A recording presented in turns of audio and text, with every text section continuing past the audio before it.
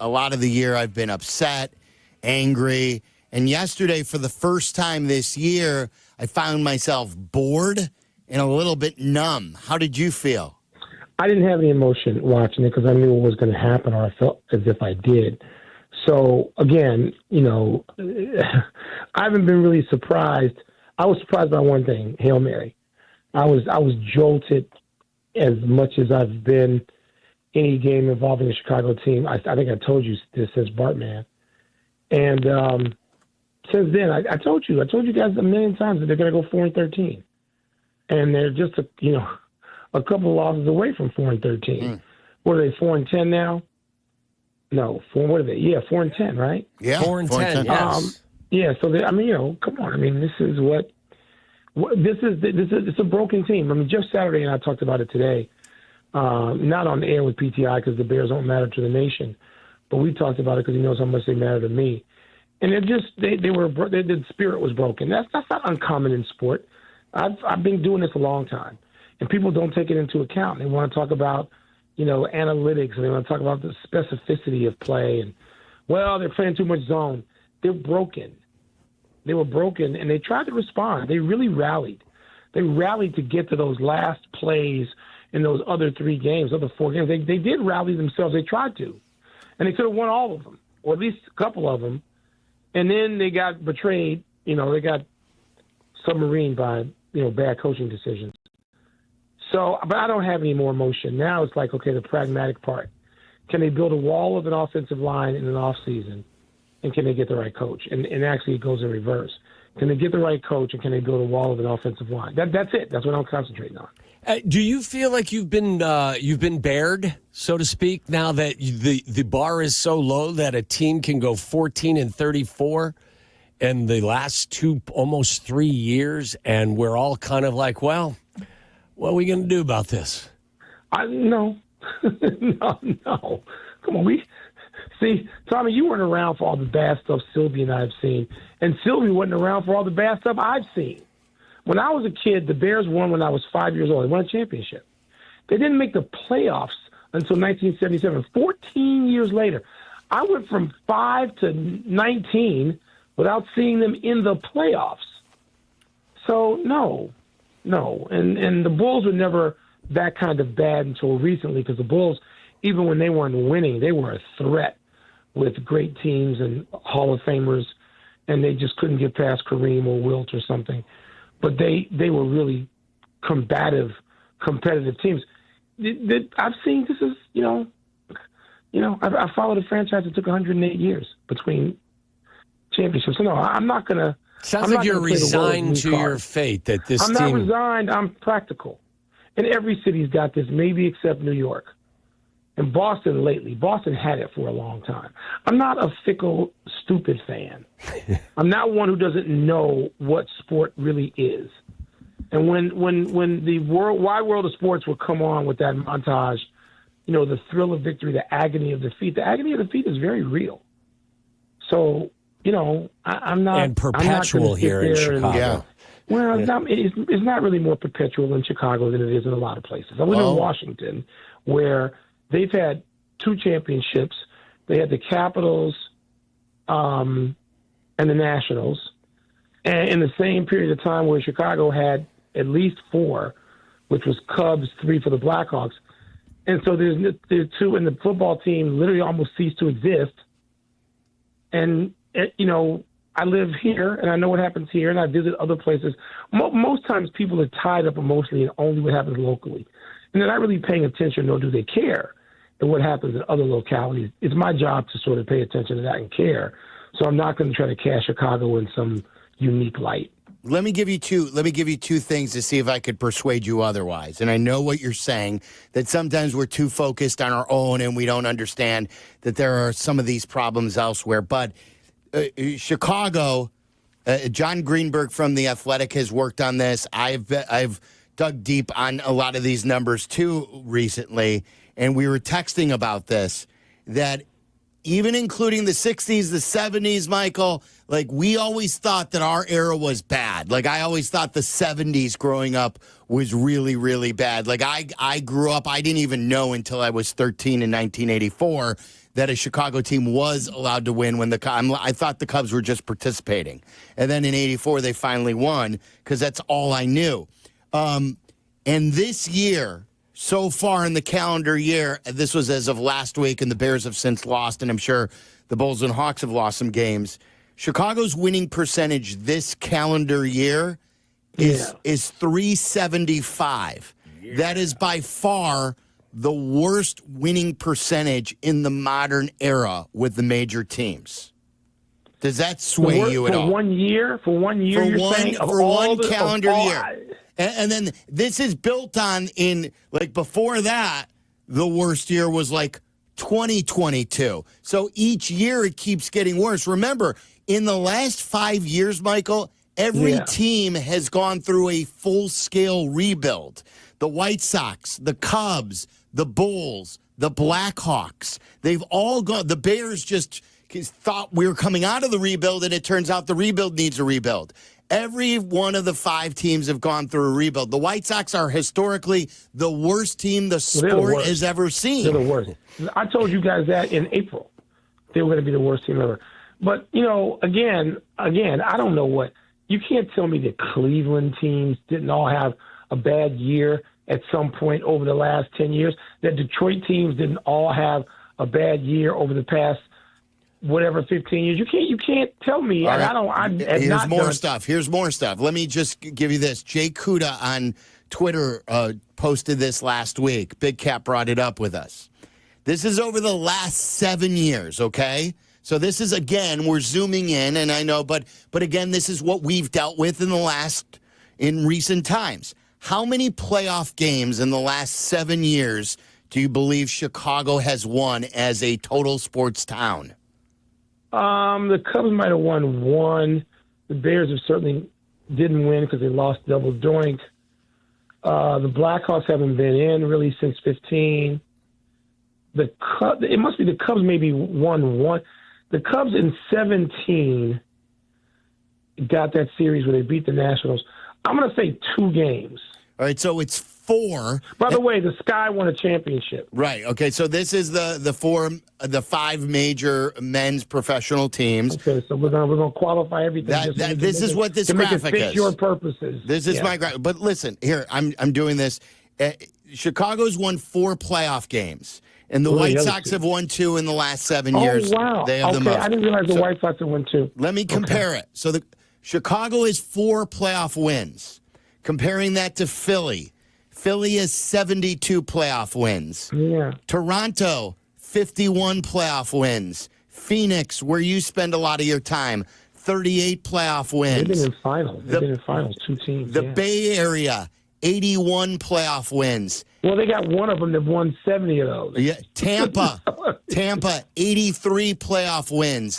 Denver, 94. What's your point? Forget all the recitation. What's your point? The point is, it is worse here. It's worse right now? Yes. You think? Listen. Stop for a second. Just stop, and then you've gotten yourself worked up.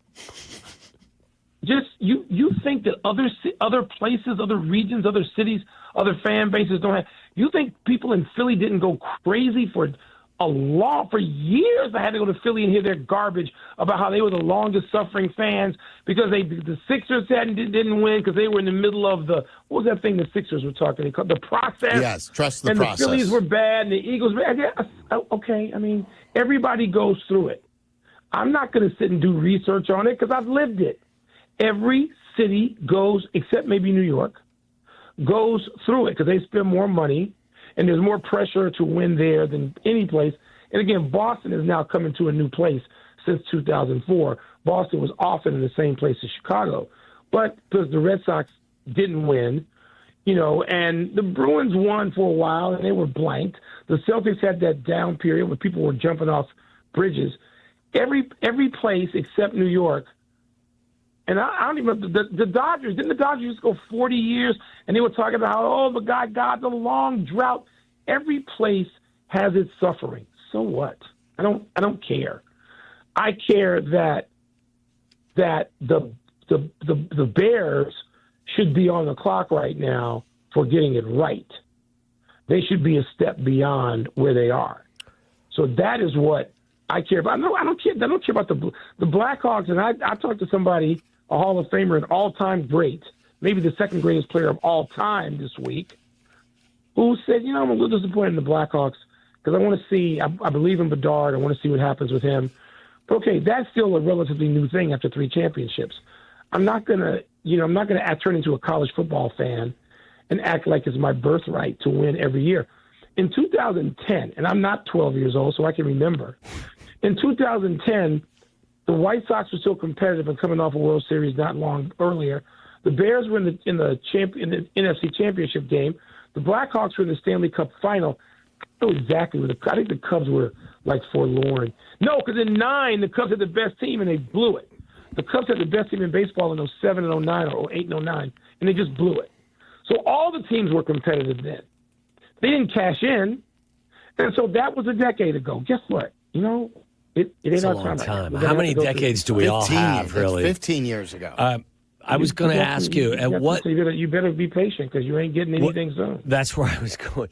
At what level do we find, or what period of time do we find that your patience has expired? At what point will, in fact, it draw your ire that the Bears haven't found the solution or the answers that are necessary to get themselves back on track? Well, I think that this offseason they have to do 2 things, which starts like already. They're obvious. This is not rocket science. I'm not coming up with anything original. They have to come up with the right head coach, which they have not done. 4 straight misses for head coach. Says Lovey was fired in what? 11? When was Lovey fired? 12. 12. Okay. So that's 12 years and 13 seasons of failing. And they got to come up with a wall of an offensive line to protect Caleb Williams. So when I say right coach, that means staff. That means offensive coordinator, quarterback whisperer, and head coach. That's what they got to do. And where's your level of confidence, Mike, that they will execute the plan and solve the problem? I don't really engage in that. I'm an observer. I don't know. I mean, I think Ryan Poles has done some good things. I think we just got done with this. Tommy, Don, and I on our group chat with people who are pretty sophisticated Bears fans over decades, every single one of them. And I just said Poles is, he's had some hits and he's whiffed. And Don countered, well, he whiffed. Not only, by the way, who literally hired Eberflus? Poles and not George. No, look, there's been a lot When I say hired, I mean selected. Yeah. So that goes on Poles' record? Yes. And there's been a lot so of... that's what Don says. And when you screw up the offensive coordinator, that comes along with it. So, and Don is more irritated than I am. And I'm irritated. I think I'm Team Don, too. I know I'm always Team Mike, but I mean, on this topic, I think if we were sitting around having a nice cold Pepsi, I'd be on Team Don. But there are lots of things that they did that I'm good for. Like there's a lot of that lineup on offense that I'm good with. And there's some defenders in that secondary I'm good with. But first of all, that team is beaten down. And if people don't observe that and mention that every time they analyze the Bears, are missing the boat. By the way, that offense that you mentioned that has 158 total yards and 0 points in the first halves combined in the last 3 games, is that offense you're talking about? I'm talking about the players, not the offense. Oh, okay. I'm talking about the players. Let's not confuse it. Well, they have some responsibility. You can trade all those guys in if you want. I'll take most of those guys. I want a different coach. I want a different head coach. And I just said, you got to have an entirely new offensive line. You also have to hold these players accountable. It's not just their coaches. I mean, these are professionals. They're dispirited. They're dispirited. So am I right now. I'm dispirited. Okay. I mean, I doubt you played. You played on one team that probably got dispirited. Oh, no, I played on several. Yeah. Multiples, really? What was the 92? What were we? We're 6-10. That's what I was thinking of. That one team. That was really.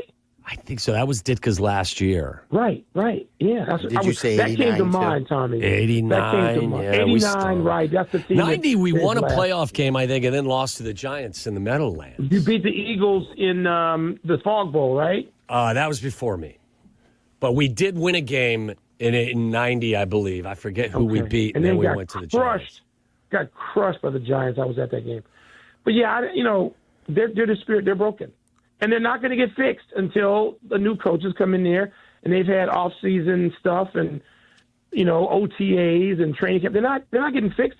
Come on, if I'm smart enough to see 4-13, what is everybody else looking I know, at? Mike, but listen, I hold dispirited and broken mostly for my kids, like Little League soccer teams. I don't expect. You can say that if you want. I don't expect. I've been doing this for 45 years, and I've seen plenty of professionals, including some of the great professional athletes of all time, be on broken teams. Plenty. Yeah. And those are those are the most disappointing ones. They are. I give you that. But I've seen it. I mean, I remember a year when, like in the NBA, when an individual player makes all the difference in the world. I remember Kareem missing the playoffs. And it was like, whoa. If they had manufactured a system at the bottom of the NBA for excitement, it is a hell of an excitement. LeBron would have missed the playoffs like the last couple of years, right? Maybe not last year, year before. And so I've seen dispirited teams. This is a real thing. I know professional athletes want to act like they're so manly that it's all X's and O's and it's all schemes and schematics and strategy and they're all professionals. They're human beings and they get crushed. I'll sum it up like this, and then I'll stop pounding on this drum. When they went to San Francisco, Santa Clara, that is, I think you saw the vast differences between the franchises on full display. Not just in that game, but in total. San Francisco 49ers and the modern NFL have won 22 division titles and 5 Super Bowls. We haven't had 3 consecutive winning seasons since the 80s. I saw a team that was 5-7 at the time that had gotten their asses kicked 3 straight, including getting drummed in Green Bay, followed by getting drummed in Buffalo, came home holding a glimmer of hope to get to the postseason. It came out and played hard, played well, played disciplined.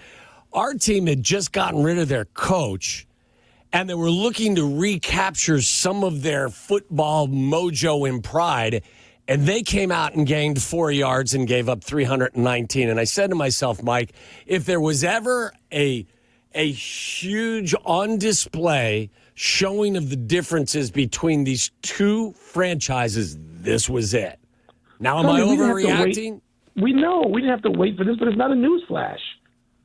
They've been better for 40 years. Well, I'm tired of having my nose rubbed in it. Every level for 40 years. Every level. I want to be superior organization to the Bears. This is not a news flash. Did you guys check the scores of some of those Bears 49ers games? I was at those games. I know. They've gotten crushed. This is not news. I want to be them. I want to be them. Do I disagree with you? No, I don't disagree with you. Not at all. Let me ask you this, Michael. And I probably know your answer already. There are some hot takers out there, and it's not what you do. It's not what Tony does. It's why you guys have the best show on ESPN. Thank you very much. You're welcome. People who are on Caleb for the 1 or 2 seconds where he laid down in exhaustion and pain after getting hit. They're idiots. I don't listen to stuff like that. I don't bother with idiots. I don't have time. Life's too short. I got a finite amount of time left. I don't listen to idiots. I don't log on to Twitter or X or any of it. I don't. Come on. I try to seek out smart people who know what's going on. Why are you doing this interview if that's the case? Because I know you got to look a long way. I know you too are frustrated. Wow, you're holding your nose right now, aren't you? I'm looking the other direction. No, I know you two are frustrated. I get it. I'm just saying, perspective. Let's have some. All right, let me ask you. There've been far worse periods to be a Chicago sports fan. I don't care about the 1 year record. 1 year. I believe I lived it. Tommy wasn't around for that, and Sylvia, you weren't born. I lived it, so I've been there. So I have more hope for the Bears. I have not just hope. I'm looking at this thinking, okay, there's some assets here. Now they got to get a lot right. They got to get 2 big things right. One, bigger head coach and his lieutenant. That's the quarterback whisperer. Gotta get it right. What about, we looked up at your show and we said, it's never a good thing if Doug Kramer's being featured on your show. Yeah. Yeah, I mean, because Saturday, I wanted to know how often a lineman who's practiced this play all week and probably for several weeks, how often he reports or doesn't or fails to report. And Saturday, who played the position for 15 years and ought to have a gold jacket soon, Saturday says it's impossible to forget. Yes. You practice it, you talk about it, you do it, and probably you would know this because you're out there even though you're not in the meeting rooms with the offensive linemen when you were playing. Saturday says it's impossible to forget. It's just impossible. That is what you do. You're so happy to be out there on that unit, on that play. You walk right past and you report eligible. And so I'm persuaded by Jeff Saturday. I'm not questioning Jeff Saturday. I'm sure he was right. And that's what we wanted to know. All right, Michael. We'll try to hang in, and I will see you. You'll hang in. You'll hang in. What are you going? What's the alternative? You going to move? What's You that? want to move to Milwaukee because the Bucks are hot right now? You want to do that? I do not want. I want no. What about? Are you happy about the Kyle Tucker deal at least? Yeah, but then they turn around and they let Bellinger go, which everybody seems to know. Yeah, money. That doesn't seem like being all in. It just seems like being cheap. Don't worry about it, Mike. They won a World Series back in 2016 and went to the NLCS 3 out of 4 years. It's all good. Right. It's cyclical, I had man. to wait 50 years it's been for a 8 World years. Series. They got 100 to go. Yeah, I mean, come on. Don't stress out. But I'm not stressed out. I'm just saying that this is what the Cubs have been. Other than the period with Theo, this is what they do. And Hendry, to be honest, Hendry got so close that he couldn't find a closer. Jim Hendry, I mean, Sylvia, you know this. Hendry got so damn close 3 or 4 times, 2003, 2007, 2009, and he couldn't find a closer. And I know it killed him. But it's not like he wasn't out there putting together teams of several terrific players, going to get Aramis Ramirez, going to get Derek Lee. I mean, he did a hell of a job, and he just couldn't finish. That's different than, well, we got Kyle Tucker, we don't need Bellinger. Really? That's right. They gotta pay Tucker, so they got to get rid of Belly. That's how they do it these days. Small market. It's a small market team. You got to. All right, I'll see you Saturday in Northwestern. That's still the plan, correct? That's right. That's right. And by the way, that we've had a couple of good wins late. That Illinois win, first of all, losing to Iowa the way we lost to them, that could have been crushing. That could have been defeating, yet we come back off the mat, beat Illinois, take them to overtime, and win that game when they were ranked. And then there were a couple of games we needed to win. We needed to beat Georgia Tech, which is struggling a little bit now. That was a good sort of neutral court win. And now this DePaul game, I think DePaul's 7-1. Is that right? I think they're 8-2. Is what they lost the game. Okay. Yeah, but this is the game we need to win at home. Yeah. They beat Wichita. Yeah. We need to win this game. DePaul's pretty good. I like our lineup, even though we have no size. But if you're not going to have size, like 2025 is the time, because so many teams don't have size. So I'm hoping that we, can beat DePaul and go back into the Big Ten schedule with some momentum and 8-3 or 9-3 or whatever that would make us. So I'm hopeful. All right, we'll see you Saturday. See you Saturday. All right, thanks, Mike. Michael Wilbon.